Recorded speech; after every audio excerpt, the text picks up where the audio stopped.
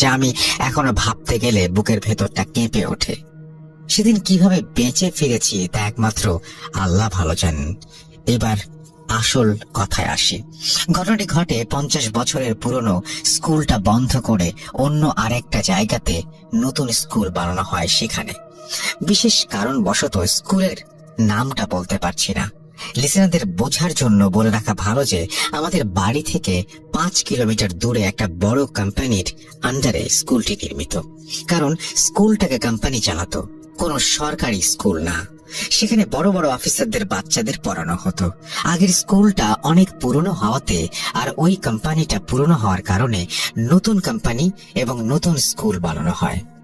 সমস্যা হয় নতুন স্কুলটাকে নিয়ে। আমার মনে হয় নতুন ফ্যাক্টরি বানানো হয় এবং সেই সাথে স্কুল বানানো হয়, সেটা আপনি বোঝাতে চেয়েছেন। যাই হোক, আবার পড়ছে আপনি যেভাবে লিখেছেন। পুরনো স্কুলটার জায়গাতে যেখানে ছিল সেখানেই আছে, আর নতুন স্কুলটাকে সরিয়ে একটা বড় মাঠের পাশে বানানো হয়। স্কুলটা ছিল ত্রিভুজ চতুর্ভুজের মতো। পুরো স্কুলের চারপাশ একদম রুম দিয়ে ঘেরা। স্কুলে ঢুকতে হলে 2টা গেট দিয়ে ঢুকতে হয়। সহজ ভাষায় বলতে গেলে 4টা ইট চারপাশে রাখলে যেমন হবে, চারপাশের দেয়াল, মাঝখানে ফাঁকা জায়গাটাও সেরকম, ঠিক স্কুলটাও ওই রকম। বলতে রাখা ভালো, আমি এই কোম্পানিতে সিকিউরিটি পদে চাকরি করতাম। আমার ডিউটি টাইম ছিল রাত 9টা থেকে সকাল 6টা পর্যন্ত। প্রতিদিন সাইকেল চালিয়ে কাজে যেতাম। সময় লাগতো 40 মিনিট। আমাদের সিকিউরিটি অফিস ছিল ওই পুরনো স্কুলটার মাঝে, কারণ পুরনো স্কুলটা ব্যবহার হয় না বলে আমাদের সিকিউরিটি কোম্পানিকে দেয়া হয়েছিল। প্রতিদিন আমাদের সবার আগে অফিসে যেতে হয়। সেখান থেকে ডিউটি ভাগ করে দেয়, কে কোন জায়গায় ডিউটি করবে। এইবার আসল ঘটনায় আসা যাক।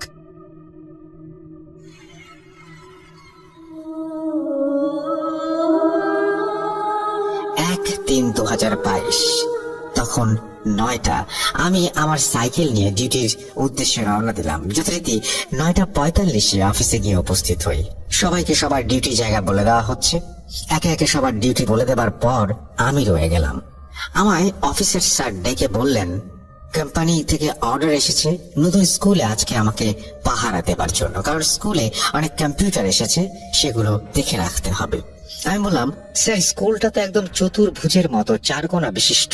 সেই স্কুলে ডিউটি করতে হলে স্কুলের গেটের ভেতরে করতে হবে। স্যার বললেন, তাই তোমায় চাবি দিচ্ছি গেটের, তুমি সকালে আবার জমা দিয়ে যাবে। আমি জি স্যার বলে চাবিটা হাতে নিয়ে অফিস থেকে বের হয়ে স্কুলটার গেটের সামনে গিয়ে দাঁড়ালাম। চাবি দিয়ে গেট খুলে ভেতরে ঢুকে আবার গেটটা ভেতর থেকে তালা মেরে চাবিটা পকেটে রেখে স্কুলের একপাশে গিয়ে বসলাম। একপাশে বসে নিজের মনে ভাবতে লাগলাম, কি ভাগ্য আমার, আজকে প্রথম বলা হলো স্কুলে সিকিউরিটি দেবার জন্য, আর সেই সিকিউরিটিটাই হলাম আমি। এসব ভাবতে ভাবতে ভাবলাম স্কুলটা চারপাশে ঘুরে আসি, দেখি সব ঠিক আছে কিনা। সবকিছু দেখে এসে নিজের জায়গাতে বসে মোবাইলটা হাতে নিয়ে ভূত.com ছেড়ে কানে হেডফোন লাগিয়ে দেয়ালে হেলান দিয়ে বসে রইলাম। এইভাবে শুনতে শুনতে বেজে গেল রাত 12টা। তখনও সব ঠিক ছিল। তারপর আবার আরেকটা ভূত.com-এর এপিসোড ছেড়ে বসে রইলাম। এভাবে কত সময় গেল ঠিক খেয়াল নেই। একটু চোখ লেগে এসেছিল। মোবাইলটা বের করে দেখলাম যখন, তখন রাত 1:13। আমি বসা থেকে উঠে টর্চ লাইট নিয়ে দেখতে লাগলাম সব ঠিকঠাক আছে কিনা। আমি স্কুলের ডান পাশ থেকে শুরু করে হাঁটা শুরু করলাম এবং একসময় হাঁটতে হাঁটতে স্কুলের ওয়াশরুমের কিছুটা দূরে থেকে কেমন যেন একটা আওয়াজ ভেসে আসছিল, শুনতে পেলাম। মনে হচ্ছিল কেউ পানির কলটা ছেড়ে দিয়েছে। আমি রীতিমতো ঘাবড়ে গেলাম। মনে হলো এই স্কুলে আমি ছাড়া কেউ নেই। আমি নিজের হাতে গেটে তালা মেরে এসেছি, আর যদি এখানে কেউ থাকতো তাহলে আরো 2 বার ওই ওয়াশরুমের সামনে দিয়ে গেলাম, কই কোনো আওয়াজ তো শুনতে পেলাম না। এসব ভেবে ভেবে মনে মনে বললাম, সাহস নিয়ে যা হবার হবে, আগে দেখি ভেতরে কে। আমি দরজার সামনে গিয়ে প্রথমে বাইরে থেকে বললাম, ভেতরে কেউ আছেন? কোনো উত্তর পেলাম না। তখনও পানির কল থেকে অনবরত পানি পড়ার শব্দ আসছিল। এইভাবে 3 বার ডাকার পর দেখলাম কোনো উত্তর নেই। আমি এবার ওয়াশরুমের লাইটটা জ্বালিয়ে যেই দরজা খুলতে যাব, সাথে সাথেই আবার পানি পড়ার শব্দ বন্ধ হয়ে গেল। বেশ অবাক হয়ে চিন্তায় পড়ে গেলাম, যদি পানি পড়ার শব্দ হয় তাহলে নিচ থেকে কিভাবে আবার তা বন্ধ হয়ে যাবে? এসব ভাবতে ভাবতে আমি দরজাটা লাগিয়ে লাইটটা বন্ধ করে যেই 3-4 পা সামনে গেলাম, ঠিক তখনই আবার সেই পানি পড়ার শব্দ কানে ভেসে আসলো। আওয়াজটা শোনা মাত্র বুকের ভেতরটা কেঁপে উঠলো আমার। আমি আর সাহস পেলাম না আবার দরজা খুলে দেখার। হাজারো ভয় নিয়ে আমি স্কুলের বারান্দার এক পাশে এক জায়গায় বসে শরীর বন্ধ করার জন্য যত দোয়া আছে সব পড়তে শুরু করলাম। মনকে সান্ত্বনা দিয়ে বুঝালাম হয়তো এটা ভূতের ঘটনা শোনাতে এমন মনে হচ্ছে ভেবে হাজারো সাহস দিয়ে মনকে শান্ত করে বসে রইলাম। কিন্তু বসে থেকে কি হবে, আমার চোখ বারবার সেই ওয়াশরুমটার দিকে চলে যাচ্ছে। মনে হচ্ছে আমি নিজের চোখকে কন্ট্রোল করতে পারছি না। মনে হচ্ছে ওখানে কেউ আছে। আমি হাজার চাইলেও বুঝাতে পারছি না। আমার মনে হচ্ছে যে আমাকে কেউ যেন তাকাতে ওইদিকে বাধ্য করছে। আমি তখন না পেয়ে চোখটা বন্ধ করে সূরা ইয়াসিন পড়তে শুরু করলাম। কিছু সময় পর কিছু শান্ত মনে হলো। ভাবলাম এবার বুঝি শান্তি মিলল। এইভাবে কিছু সময় যাবার পর হঠাৎ স্কুলের কোনায় একটি ছায়ার মতো কাউকে দেখতে পাই। চোখে ভেসে উঠলো, মনে হচ্ছে কেউ একজন ওই কোনায় দাঁড়িয়ে আছে মাথা নিচু করে। আমি কিছু সময় তাকিয়ে কোনো ছায়া আছে কিনা বুঝতে চেষ্টা করলাম।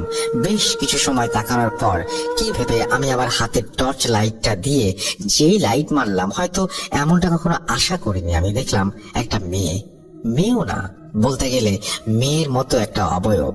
মুখটা এত দূর থেকে বোঝা যাচ্ছিল না, কিন্তু লাইটটা মারতেই চোখ দুটো ঠিকই বুঝতে পারলাম। চোখ দুটো একদম আগুনের মতো জ্বলজ্বল করছিল। আমি শুধুমাত্র চোখ দুটো দেখে ভয়ে একদম বাকরুদ্ধ হয়ে গেলাম। নিজের বসার জায়গা থেকে উঠে গেইটের সামনে গিয়ে গেইট খুলে দৌড় দিব সেই শক্তিটুকু পাচ্ছিলাম না। আমি শুধু ঠাঁই বসে রইলাম, হাজার চেষ্টা করে নড়তে পারছিলাম না। ভয়ে আমার পুরো শরীর ঘেমে যাচ্ছে। মনে হচ্ছে আজকে আমার শেষ দিন। আমি দেখলাম এইবার সেই অবয়বটা আমার সামনে নেই, একটু একটু করে আমার দিকে এগিয়ে আসছে। কতটা ভয়ানক হতে পারে এমন মুহূর্ত যখন আপনি দেখবেন আপনি একটা চেয়ারে বসে আছেন কিন্তু কোনো শক্তি পাচ্ছেন না উঠবার। আপনার সামনে একটা ভয়ানক অবয়ব এগিয়ে আসছে। আমি ভয়ার্ত চোখে সেই অবয়বের দিকে তাকিয়ে দেখি অবয়বটা মাঝামাঝি চলে এসেছে। আমি কোনো উপায় না পেয়ে প্রাণ পড়ে চিৎকার করতে চাইলাম, কিন্তু তখন বুঝতে পারলাম আমার গলা দিয়ে কোনো আওয়াজ বের হচ্ছে না। না পাচ্ছি নড়তে, না পাচ্ছি চিৎকার করতে। কতটা অসহায় হয়ে পড়েছিলাম। জীবনে প্রথম ওই অবয়বটা যত কাছে আসছে ততই আমি ভয়ে বুকের ভেতরটা কেঁপে উঠছিল। অবয়বটার মুখের দিকে তাকাতেই দেখতে পেলাম অবয়বটা একদম কুচকুচে কালো আর ভয়ানক কুকুরের মতো অবিকল একটা মুখ দিয়ে লালা পড়ছে আর চোখ দুটো আগুনের মতো জল করছিল। আমি আর সহ্য করতে পারছিলাম না। মন চাচ্ছিল এক্ষুনি অজ্ঞান হয়ে পড়ি, কিন্তু আমার ভাগ্য এতটাই সহায় ছিল না বলে এমন ভয়ানক চেহারার অবয়ব দেখে জ্ঞান হারাতে পারিনি। যখন অবয়বটা একদম কাছাকাছি চলে এসেছে, মাত্র কয়েক হাত বাকি, তখনই দু চোখ বন্ধ করে আল্লাহু আকবার বলে নিজের সর্বশক্তি দিয়ে ওঠার চেষ্টা করে উঠতেই জানে প্রাণে গেটের দিকে চিৎকার দিয়ে দৌড়াতে থাকলাম। কিন্তু ওই দিন ভাগ্য এতটাই খারাপ ছিল যে গেটের সামনে গিয়ে পকেটে হাত দিয়ে দেখি চাবিটা পকেটে নেই। আমি কোনো উপায় না দেখে গেটে জোরে জোরে বাড়ি দিতে লাগলাম আর চিৎকার করে ডাকতে থাকলাম, কিন্তু কেউ আমার ডাক শুনতে পাচ্ছিল না। পেছন ফিরে তাকাতেই দেখি ভয়ানক সে অবয়বটা বিচ্ছিরি ভাবে আমার দিকে তাকিয়ে আছে, আবার আমার দিকে এগিয়ে আসতে চাচ্ছে। আমি সর্বোচ্চ শক্তি দিয়ে সাহায্য চাইলাম, কিন্তু কোনো লাভ হলো না। আমি সেই অবয়বটির থেকে বাঁচার জন্য প্রাণপণ দৌড়াতে লাগলাম স্কুলের ভেতর আর বারবার আল্লাহকে বলতে লাগলাম, আল্লাহ বাঁচাও তুমি আমাকে। তখনই দেখি অবয়বটা আমার পেছন পেছন আসছে আমাকে ধরতে। আমি আর পারলাম না সহ্য করতে। একসময় জানি না কখন জ্ঞান হারিয়ে ফেলেছিলাম। হঠাৎ আজান আর গেটে কারো ডাকার আওয়াজে জ্ঞান ফিরে আসলো। আমি উঠতে গিয়ে দেখি পুরো শরীর ব্যথায় কুঁকড়ে যাচ্ছি। কোন রকম তাকিয়ে দেখি গেটের সামনে অফিসের স্যার দাঁড়িয়ে আমায় ডাকছেন। আমি কোন রকম উঠে গেটের সামনে গিয়ে আবার জ্ঞান হারালাম। এরপর আর কিছু মনে নেই। তার অনেক সময় পর আমার হুঁশ ফিরে আসতে দেখি আমি কোম্পানির হাসপাতালে ভর্তি আছি। আমি চোখ খুলতে দেখি আমার পাশে আম্মু আমাকে জড়িয়ে ধরে কাঁদছেন। আমি কথা বলার শক্তি পাচ্ছিলাম না, জ্বরে পুরো শরীর পুড়ে যাচ্ছিল। আমি ইশারা দিয়ে বুঝালাম আমায় বাড়ি নিয়ে যেতে। আমি বাড়িতে আসার পর ইশারায় বললাম মসজিদের হুজুরকে ডেকে নিয়ে আসতে। কথা বলতে পারছিলাম না, কারণ ওই রাতে এত জোরে চিৎকার করেছিলাম বাঁচার জন্য, যেই কারণে গলায় এত ব্যথা। হুজুরকে নিয়ে যখনই আসলো, হুজুর আমার দিকে এক অসহায় দৃষ্টিতে তাকিয়ে বললেন, আল্লাহ সহায় ছিলেন বলে আল্লাহ কালকে আমাকে বাঁচিয়ে দিয়েছেন, নয়তো কালকে আমায় জীবিত পেত না। তারপর হুজুর একটা তাবিজ আমার গলায় বেঁধে দেন আর বাড়ি বন্ধ করে দেন। ওই দিন থেকে আমার শরীরে প্রচন্ড জ্বর ছিল প্রায় 7 দিন। তারপর কিছুটা সুস্থ হয়ে আমি হুজুরের কাছে গিয়ে জানতে চাইলাম ওই স্কুলে কেন আমায় মারতে আসছিল। হুজুর বললেন, ওই খবিশ জিনটা স্কুল করার আগে এইখানে একটা তাল গাছে থাকতো। ওই বাড়ি ভেঙে ফেলার কারণে প্রথম তোমায় পেয়ে যায় রাতের বেলায়। তুমি শরীর বন্ধ করার কারণে তোমায় স্পর্শ করতে পারেনি, তবে যত দূর থেকে ভয় দেখে যাচ্ছিল। তাই সব সময় শরীর বন্ধ রাখবে আর নামাজ কোরআন তেলাওয়াত করবে। ওই দিনের পর আর কোনোদিন আমি ওই স্কুলের ডিউটিতে যাইনি, আর কোনোদিন কাউকে ডিউটিতে দেওয়া হয়নি ওই স্কুলে। আমি ঘটনায় চলে যাচ্ছি।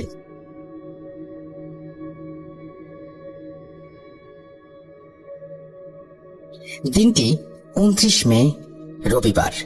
সন্ধ্যার আগ মুহূর্ত। আমি যে স্থানে আছি এটা একটি গ্রাম এলাকা। এখানে সব মালয়েশিয়ানদের বসবাস, সাথে ইন্ডিয়া, বাংলাদেশ, নেপাল, পাকিস্তান, ইন্দোনেশিয়া সহ অন্যান্য দেশের কিছু মানুষ আছে। তারা বিভিন্ন জায়গায় হোস্টেল করা আছে, সেখানেই থাকে। কেউ কেউ আবার আমার মতো গ্রামের ভেতরে নিরিবিলি পরিবেশে মালয়েশিয়ানদের সাথে কথা বলে তাদের কাছ থেকে রুম নিয়ে থাকে। আমার রুম থেকে 3 কিলোমিটার দূরে প্রতি রবিবার একটি বাজার বসে রাস্তার উপর। মালয়েশিয়ান ভাষাতে এটাকে বলে পাসার মালাম, অর্থাৎ রাতের বাজার।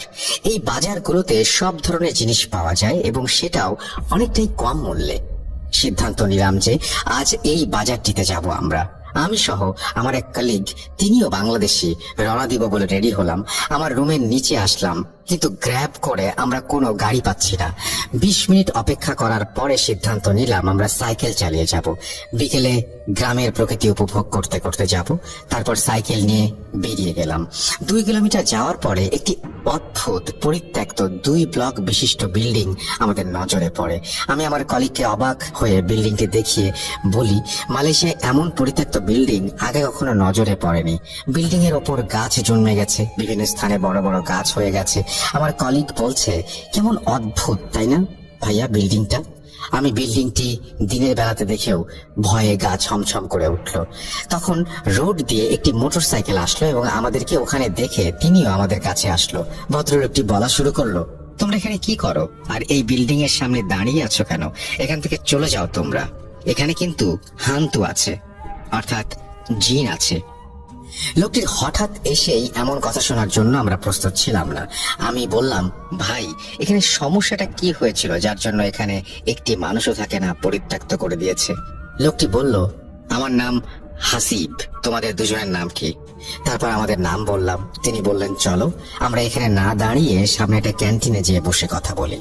হাসিব ভাইয়ের বয়স 35 থেকে 40-এর ভেতরে হবে।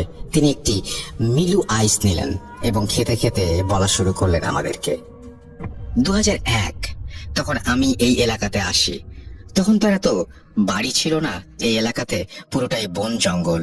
শুধু ওয়েস্টপোর্ট এরিয়াতে অনেক মানুষ দেখা যেত, অনেক দেশের মানুষ চাকরি করতো পোর্টে। ওই যে বিল্ডিংটা দেখছো, ওটা আমাদের পুরনো বিল্ডিং। আমার মনে হয় আমি শুনেছি মানুষের কাছে বিল্ডিংটি তৈরি 1975 সালে। এই বিল্ডিং এর আশেপাশে কেউ যেতে চাইতো না। সবাই মনে করে ওখানে গেলে ওদিকে তাকিয়ে দেখলে সে অসুস্থ হয়ে যায় এবং তার মধ্যে সুইসাইড টেন্ডেন্সি আসে। আমি এইসব বিশ্বাস করি না, কিন্তু তোমরা বুঝতে পারবে আসলে কি সত্যি এমনই হয়। আজ রাতে সাবধানে থাকবে তোমরা এবং সূরা কালাম পড়ে ঘুমাবে। হাসিব ভাইয়ের মুখে এমন ঘটনা শুনে আমরা প্রচুর ভয় পেয়ে যাই। তারপর তিনি আবার বলা শুরু করলেন, 2002 সালে কোনো এক মাসের শেষের দিকে, কোন মাস হবে হঠাৎ শুনি কেউ একজন ফাঁসি দিয়ে মারা গেছে ওই বিল্ডিং এ। তার পোস্টমর্টমের রিপোর্ট অদ্ভুত একটা বিষয় সামনে আসলো। লাশের দেহের ভেতরে গুরুত্বপূর্ণ কিছু অঙ্গ যেমন কলিজা, ফুসফুস কিছু নেই। তারপরের মাসে আবারও শুনি একই কথা, এক কম্বোডিয়ান ফ্যামিলি, এক মেয়ে সদস্য ছাদের ওপর থেকে পড়ে মারা গেছে। এমন পরপর 4 জন মারা গেল ওই বাড়িটায়। ফাঁসি বা ছাদের ওপর থেকে পড়ে আত্মহত্যা করা হলেও সবারই পোস্টমর্টম রিপোর্টে একই বিষয় উঠে এসেছে যে তাদের দেহের ভেতরের কিছু অর্গান মিসিং। অত্র এলাকায় হেড়িক পড়ে গেল। রুমা বুনু দিরি বা সুইসাইড বিল্ডিং নামে। বিল্ডিং এ যারা থাকতো তারা সব সময় আতঙ্কের ভেতরে থাকতো, এবার জানি কে মারা যাবে এটা ভেবে। কিছুদিন পরেই একজন মারা গেল, সেও গলায় ফাঁসি দিয়েছিল। তখন এলাকাবাসী বাড়িটিকে অভিশপ্ত বাড়ি বলে গণ্য করত।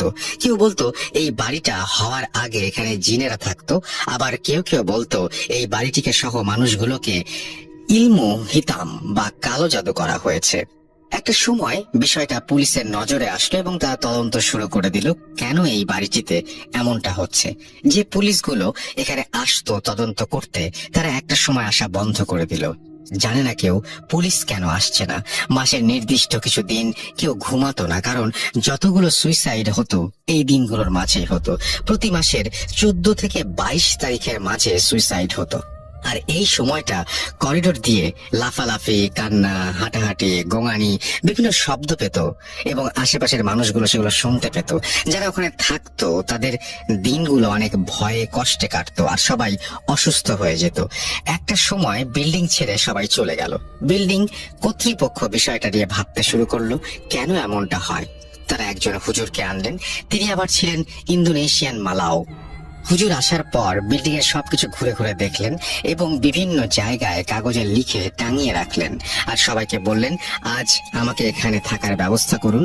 কিন্তু হুজুরের কথায় কেউ সম্মতি দিল না। হুজুর বললেন আপনারা আমাকে থাকতে না দিলে আমি বিষয়টা বুঝতে পারবো না, আর আমাকে নিয়ে ভাববেন না, আমার কিছু হবে না, আমি আল্লাহকে ছাড়া কাউকে ভয় পাই না। কর্তৃপক্ষ হুজুরের জন্য খাবার পানি সহ দ্বিতীয় তলায় একটি রুম ঠিক করে দিলেন।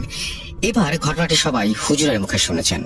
হুজুর বলছেন আমি আমার জন্য যে রুমটা কর্তৃপক্ষ থাকতে দিয়েছেন ওখানে অবস্থান করছিলাম এবং আমার মতো করে আমল করছিলাম। একটা সময় ঈশার আজান দিল আর আমি নামাজ পড়ার জন্য বাথরুমে অজু করতে গেছি। হঠাৎ আমার চোখ গেল বাথরুমের ছোট জানালায়, আর আমি তখন দেখতে পাই রক্তের রঙের মতন আগুন জ্বলজ্বল করছে দুটো চোখ। সে আমার দিকে তাকিয়ে রইল আর আমি তার দিকে একটি সূরার আয়াত পড়লাম আর হান্তুটি লাফ দিয়ে ভ্যানিশ হয়ে গেল। বুঝতে পারলাম অনেক শক্তিশালী হান্তুর সাথে আমাকে লড়াই করতে হবে। অজু শেষে নামাজ পড়ে আমার মতো করে আমল আবার শুরু করে দিলাম।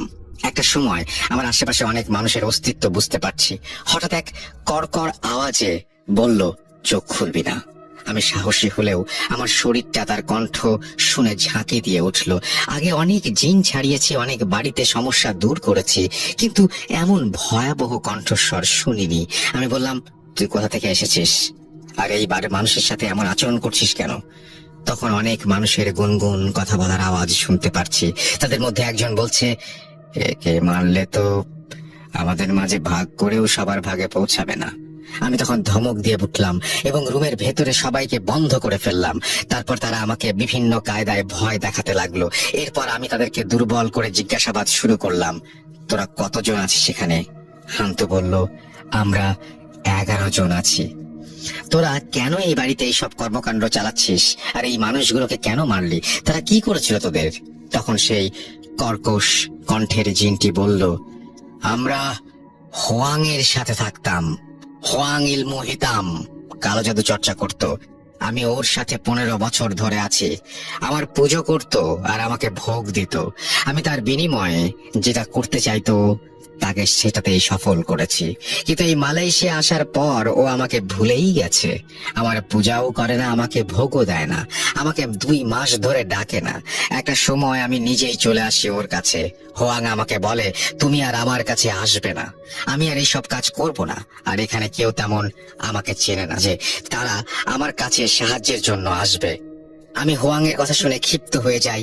আমি ওকে বলি তুই আমাকে দিয়ে কোনো কাজ করাবি না ঠিক আছে, কিন্তু প্রতি মাসে আমাকে তোর ভোগ দিয়ে যাওয়া লাগবে, নাহলে আমি তোর স্ত্রী তোর সবাইকে মেরে ফেলবো। হোয়াং এর ক্ষমতা ছিলাম শুধু আমি। ও তো উল্টা পাল্টা মনে মনে ফিস ফিস করতো আর মানুষকে বোকা বানাতো যে ও সব পারে, কিন্তু ও আমাকে পুজো করতো আর ভোগ ম্যানেজ করে দিত আর আমি ওর সব কাজ করে দিতাম। এই কারণে ও আমাকে কখনো আটকাতে পারতো না। আমার ভয়ে এই বিল্ডিং এর এক সদস্যের সাথে দেখা করত এবং আমার দেওয়া একটা তেল লাগিয়ে দিত। এতে করে আমি সেই মানুষকে আমার বশে আনতে পারতাম। এইভাবে প্রতি মাসে একজন করে আমার ভোগে পরিণত করতাম। হুজুর বললেন হোয়াং এখন কোথায়? হোয়াংকে আমরা গত রাতে মেরে ফেলেছি। আর ওর লাশ অমুক জায়গায় জঙ্গলে ফেলে রেখেছি। হুজুর বললেন, তোর সাথে বাকি 10 জন কারা? এরা এখানে এই বিল্ডিং এর পাশেই থাকে। ওরা আমার মতো শক্তিশালী জিন না, ওরা আমার গোলামি করে, আমি যেটা বলি সেটা করে, আর আমি এর বিনিময়ে আমার খাদ্য সংগ্রহ করি। হুজুর তারপর তার রিচুয়াল বাড়াতে শুরু করলো এবং বলল, তোরা এখান থেকে চলে যাবি, কিন্তু তারা রাজি না। সেই কর্কশ কণ্ঠের জিন হুজুরকে নানানভাবে শাসাতে লাগলেন এবং রিচুয়াল বন্ধ করতে বললেন, কিন্তু হুজুর তার মতো করে তিনি চালিয়ে যাচ্ছিলেন। এক পর্যায়ে জিনগুলোকে বশে আনেন এবং তাড়াতে সক্ষম হন। হুজুর ফজরের নামাজ পড়ে আসলেন, বিল্ডিং কর্তৃপক্ষের কাছে কল দিলেন। তারা আসার পর বলল, হুজুর রাতে আমরা সবাই কিছুটা দূরে অবস্থান করছিলাম, তখন ভেতর থেকে এমন ভয়ানক আওয়াজ আসছিল, ভয়ে আমরা যে যার মতন দৌড় দিয়েছি। হুজুর বললেন, এখন থেকে আর কোনো সমস্যা হবে না, ওরা চলে গেছে, আর আমাদের একটা কাজ বাকি আছে। অমুক জায়গায় ওই জঙ্গলে যেতে হবে হোয়াংকে খুঁজতে। তারা জঙ্গলের কাছে যাওয়ার পরে হোয়াংয়ের লাশটা জঙ্গলে যাওয়ার রাস্তার উপরে পেলেন। পুলিশকে খবর দেওয়া হলো। বিল্ডিং কর্তৃপক্ষ জানতে পারলেন পোস্টমর্টম রিপোর্টে বাকি লাশগুলোর মতো হোয়াংয়ের দেহের ভেতরে কিছু নেই। তারপর অত্র এলাকায় জানাজানি হয়ে গেল বিষয়টা। ঘটনা এখানেই শেষ না, এরপরও অনেক কিছু ঘটেছে এই বাড়িটায়। পুলিশ একটা সময় বাড়িটা সিল করে দেয়। তারাও বিশ্বাস করত বাড়িতে মানুষ থাকলে তাদের ক্ষতি হতে পারে। আপনারা সবাই জানেন মালয়েশিয়া মুসলিম দেশ, তারা বিশ্বাস করে জিনকে, আর এটাও সত্যি যে তাদের দেশে জিন অনেক বেশি। জানি না সিল করার পেছনে এটাই মেইন কারণ ছিল কিনা, কিন্তু হাসিব ভাই এটাই বলেছিল। 2 বছর পর বিল্ডিংটি একটি চাইনিজ কোম্পানি নতুন ভাবে সংস্করণ করে। তারপর এখানে আবার মানুষকে ভাড়া দেওয়া হয়।